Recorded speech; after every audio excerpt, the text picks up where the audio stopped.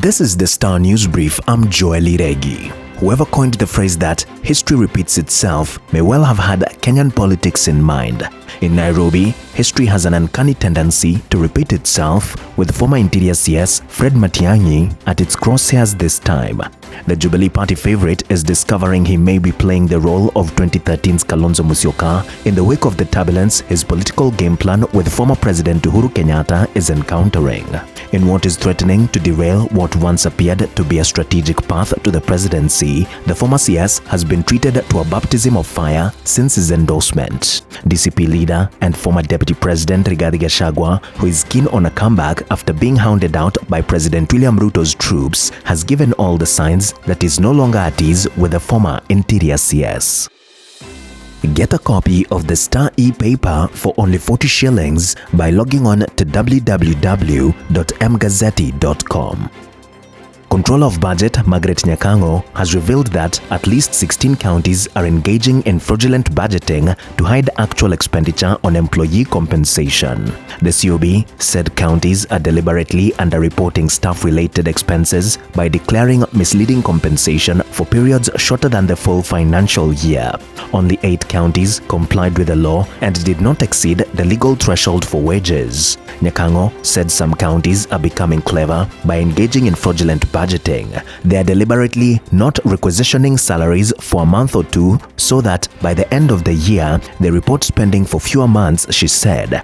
The unpaid salaries for 1 or 2 months are then reported in the subsequent financial year, creating the illusion of compliance with fiscal regulation. DCP leader Rigathi Gachagua is increasingly finding himself at the heart of a simmering storm that threatens to fracture the already fragile opposition coalition ahead of the 2027 elections.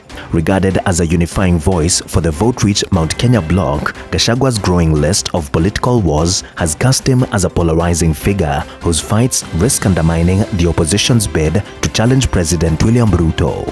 His combative political style, both within and without, is raising serious concerns about the opposition's ability to mount a credible challenge against Ruto.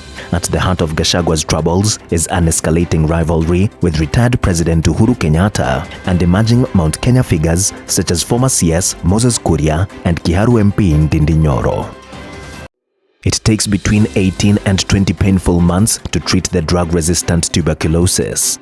The long journey is marked by relentless medication routines with debilitating side effects such as hearing loss, mental distress, and stigma. This has caused a growing number of survivors to call for alternative solutions to the current draining treatment regimen, emphasizing the need for a simpler, quicker intervention. 30 TB champions from 10 high-burden counties met recently to share their experiences and explore strategies to cope with and better fight the disease. The counties represented include Nairobi, Machakos, Murang'a, Mombasa, Laikipia, Turkana, Kakamega, Kajiado, Migori, and Kericho. Mine worker, who had been jailed for 25 years for killing his supervisor by running over him with an excavator after a work squabble, has been freed for lack of sufficient evidence. Court papers show that David Chege had conflict with his boss, Lawrence Ogoro, at the Garissa gypsum mining site, leading to the mysterious disappearance and death of Ogoro in 2014. Chege was tried for murder and convicted at the High Court and sentenced to 25 years in February 2022. But on October 3rd, the Court of Appeal overturned that conviction and ordered his immediate release, saying the evidence used to jail him was insufficient and largely circumstantial.